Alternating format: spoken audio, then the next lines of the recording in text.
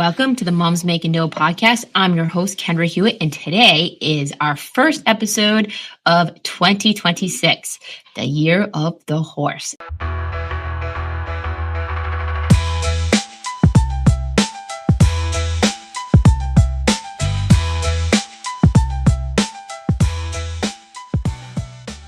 I'm going to free flow today a little bit on this concept.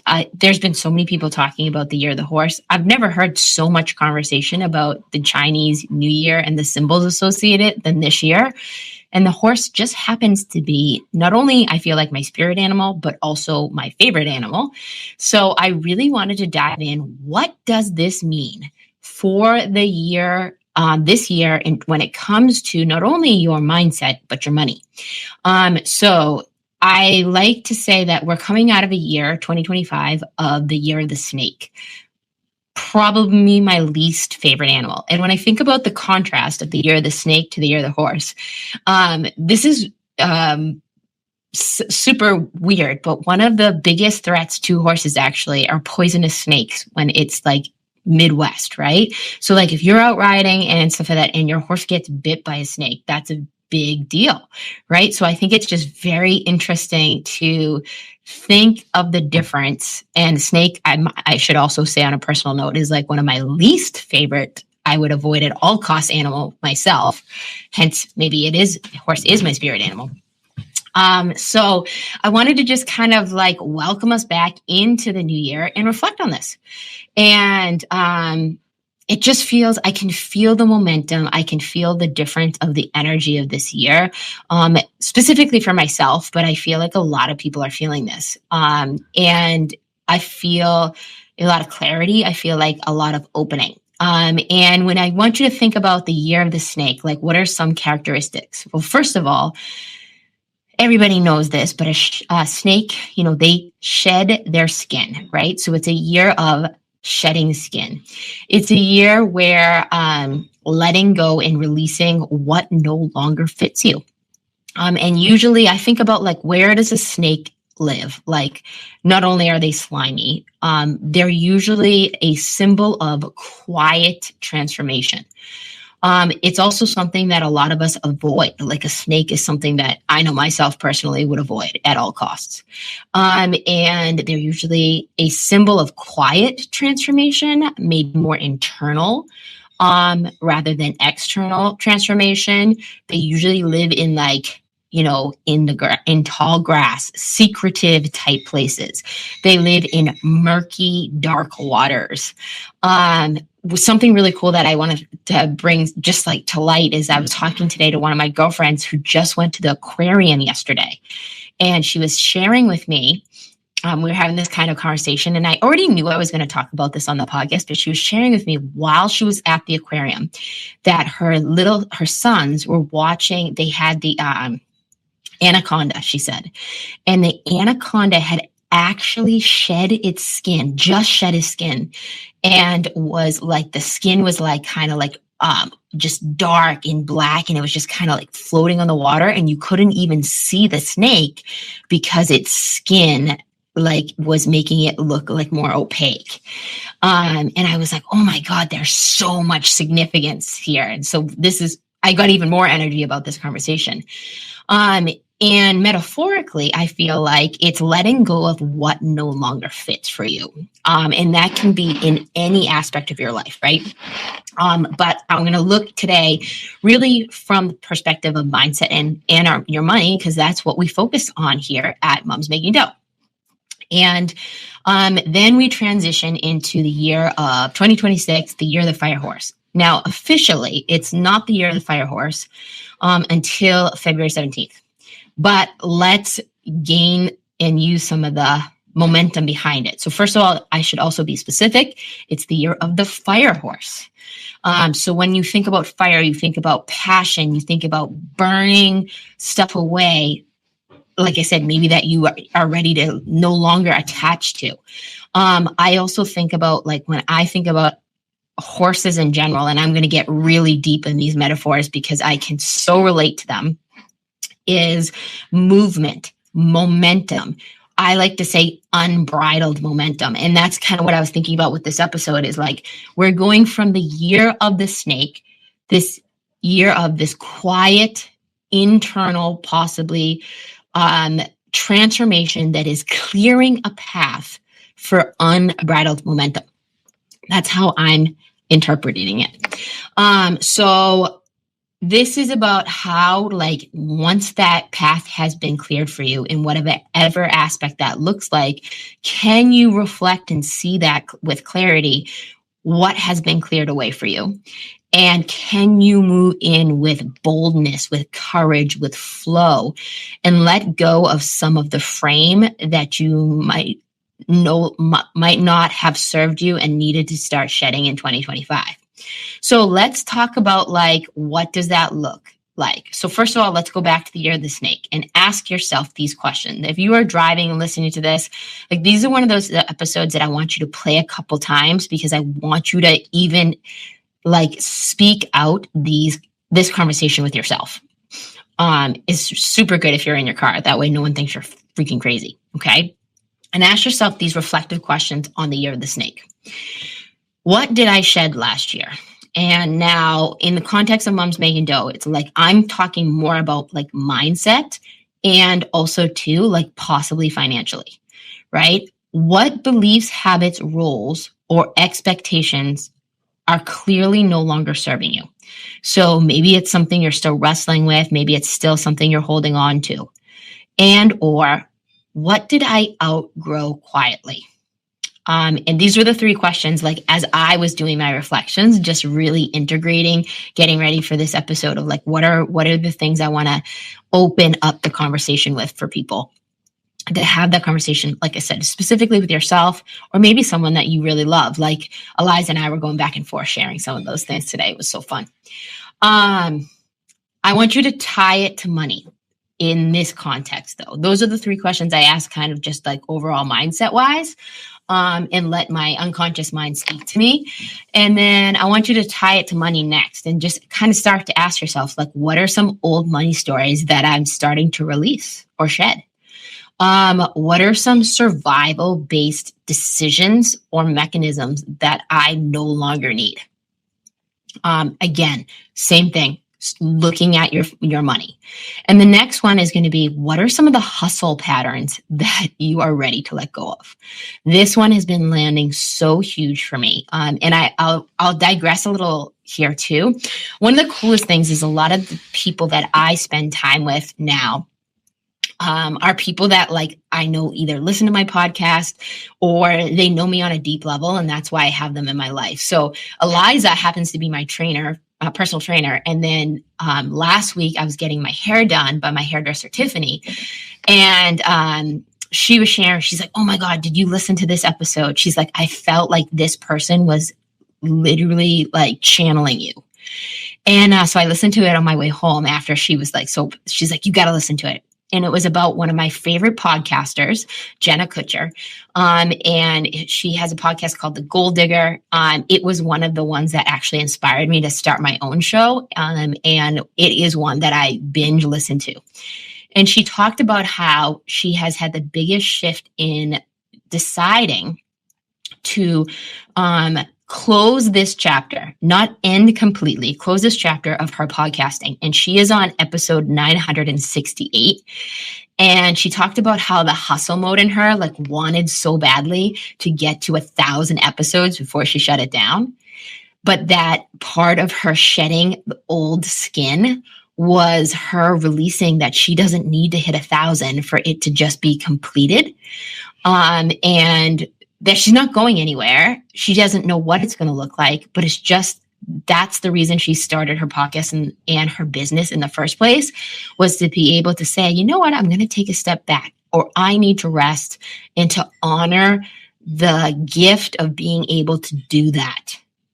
And so when I think about, like, hustle patterns, I am definitely in a season where I am looking very consciously at what are the areas of my life that I need to slow down. So, like, what are old money stories I need to release? What are some survival-based decisions that are no longer serving me?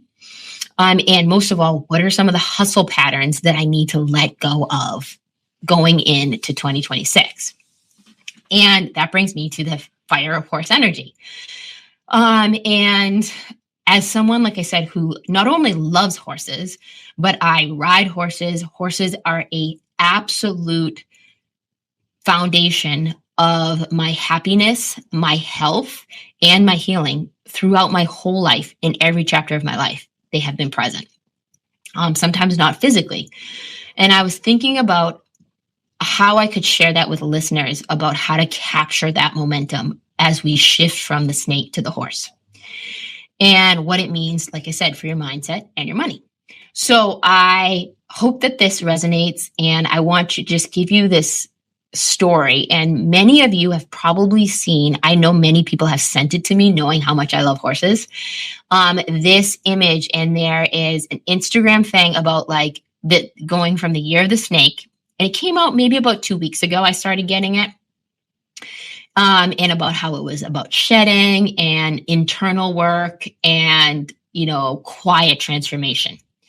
And then we look at shifting into the year of the horse, which in how I'm defining now is about unbridled momentum, is this video of this horse, and it's completely free, and it's running on this beach. And it is so magnificently beautiful. Even if you don't love horses, you can't not feel compelled by this video. And it made me think about how one of my absolute favorite things to do on a horse is that there is nothing quite like being on the back of a horse and not in a ring.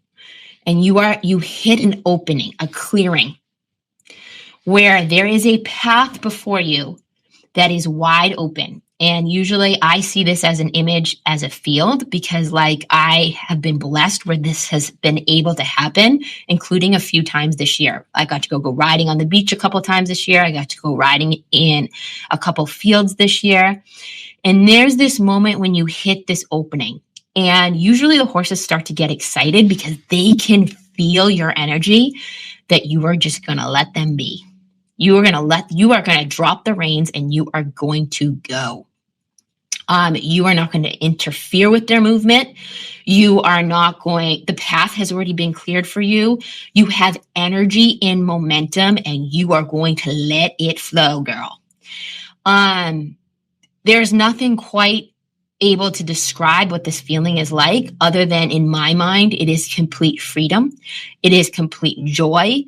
It is what it feels like when you know you are moving towards abundance. And that's what I'm feeling this year is all about, for not only for myself, but for my listeners, is can you enjoy the freaking ride now that the path has been cleared for you?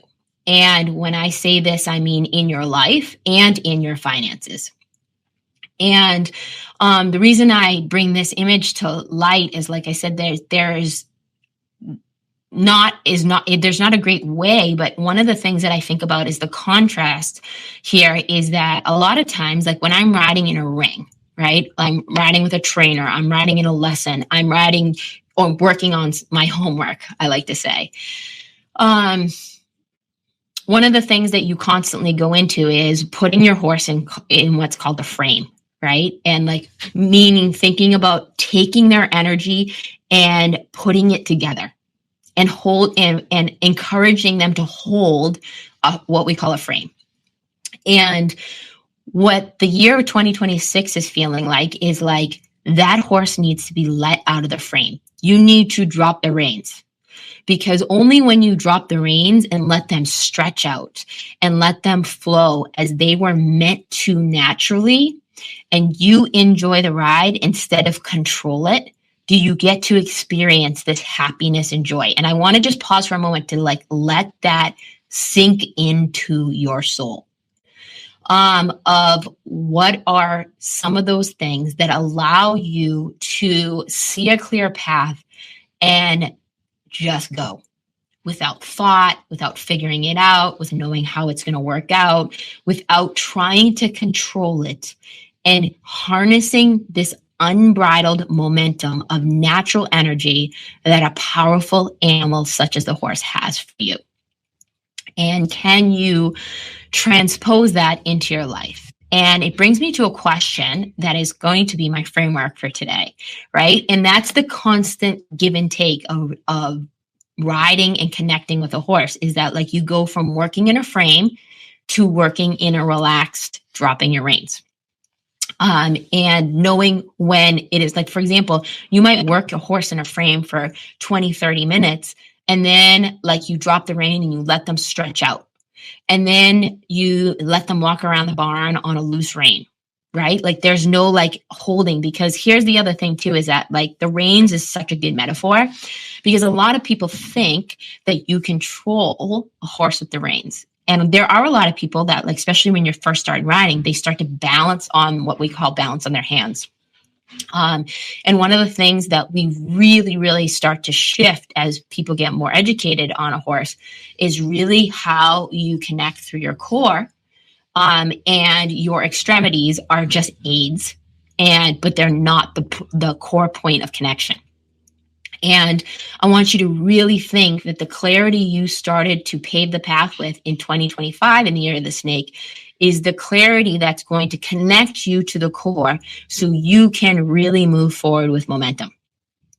And again, in your personal life and your finances. And it brings me to a conversation I had with my husband, Ryan. And ironically, this is a conversation that happened in passing.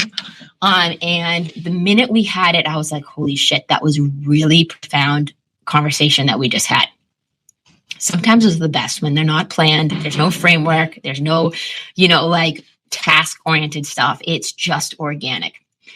And we talked about how we've evolved in 5-year increments, and about how, like, even in 2020, most of businesses, ourselves included, like we went from a really good place to like a survival mode, and about how far we have come since that 5-year increment when we were in a deficit to now the growth and abundance we have had.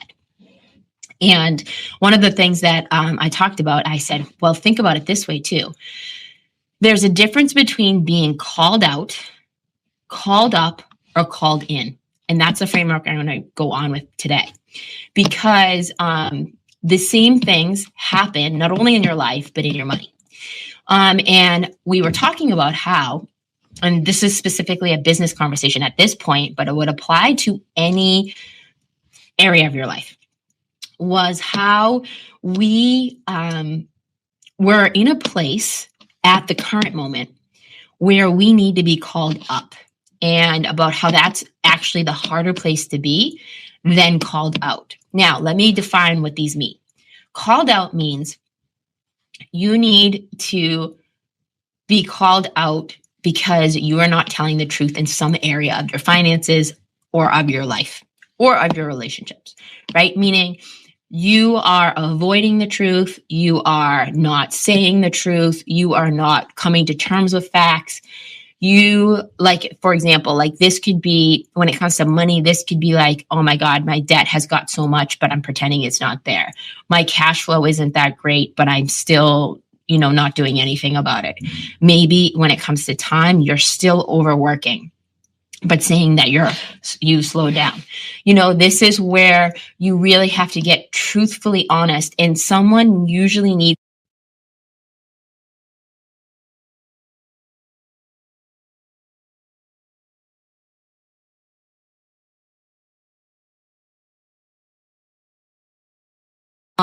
that you're in a place where you have to get really, really raw with the truth. And sometimes that is something that we don't want to hear. And so you do need to be called out. And again, usually it's from someone else, but sometimes it's just, you doing that to yourself.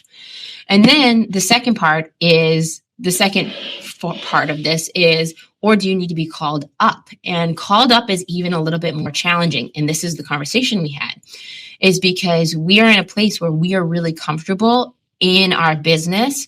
We're really proud of where we've brought ourselves back to 5 years later, even from COVID, if we look in that 5-year increment.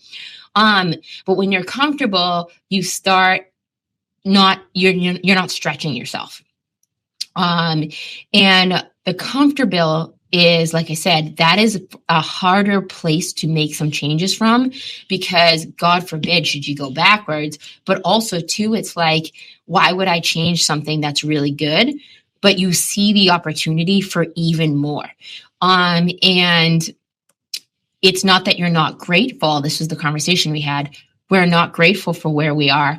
It's also that we see the opportunity for what else capacity we could be pursuing. So, and then the last one is a new one that kind of started to really bring this episode together for me when I thought about how I wanted to talk about this. Was called in means, what do you need to call in personally for your money, for your family, for yourself in 2026? And when I say called in, is like, what do you need to call in for support? What do you need to call in for community? What do you need to call in for creativity? What do you need to call in for like space to expand? And you can be juggling all three at the same time. Places you need to be called out in, places you need to be called up in, and places that you're feeling called into. And I wanted to kick off 2026 with that challenge that you really just start to ask yourself, like, what are some of the things that I need to be called out on? Or is it I need to be called up, like we're talking about? And then is there areas that you need to call in? Is there people you need to call in to support you? Is there ideas you need to call in? Is there space you need to call in? Is there creativity? It's really interesting. I'm in this group of women, couples, and many of them are couples actually. And almost all of them, they're all professionals. They're all working entrepreneurs. They're working moms, period. And one of the themes that we are seeing a lot of, myself included, is how little time we have for creativity. So one of the things I'm calling in is more time for creativity. For example, this podcast for me is my time where I am really getting to be creative. So just really starting to think and dive in with yourself of what are the areas, and asking ourselves these questions, doing some of this reflection. What did the year of 2025 help me shed? And frankly, you could still be doing this, right? And then as I go towards 2026, the year of the fire horse, what are the things that I just need to let go of? Where do I need to drop the reins? And then when it comes to then moving forward with momentum, unbridled momentum, as we're calling it, like let's say you have that open field, you have that beach, you have that clearing where you let the horse stretch, you let them breathe, you let them run without a framework. What are some of those things where you feel some movement, some impulsion, we call it, moving, you feel some energy starting to build, and you need to move for it with courage. And can you look at this from the perspective of your money and your time and your mindset? And can you look at those three things and see where you need to take some strides, pun intended. So for all my horse people. And I want to close with this too, just like kind of thinking about metaphorically, like I said, there's so much here for me with the year of the horse, but it's also back to like one of the concepts we teach, just learning how to ride a horse, is you don't move with a horse by gripping tightly and holding on for dear life, holding your breath. This is something like I'm just learning. And like I said, I've ridden since I've been 10 years old. I'm 44 now. I took a massive break for 20 years. But it is kind of like riding a bike, but you start to learn on a whole new level based on what season of life you are in. Or are you trusting the energy that's already underneath you? The instinct of the horse to move freely, to move with confidence, to move with courage into this new year. And if you are, what are some of those things that you are feeling called up to create in your life, your business, your finances? What are some of those things that you are calling in? Is it more creativity like I'm talking about? Is it more time for creativity? Is it more time for your family? Is it more time for yourself? Is it more community? Is it more support? Is it more resources for you to expand? So just really diving in, asking yourself some really interesting, intriguing questions for you to go from the quiet transformation to unbridled momentum in 2026 with your mindset, your money, and your life. I hope you enjoyed this episode of Moms Making Dough as much as I enjoyed recording it and having this conversation with you. If you did, please, please, please share it with someone who might be interested in this information.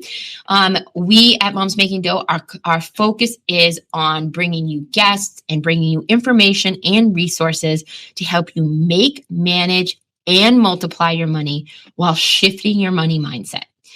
And if you feel so inclined and are feeling extra generous, we will always take a review, a rating, or hit subscribe on Moms Making Dough, and we'll see you next time.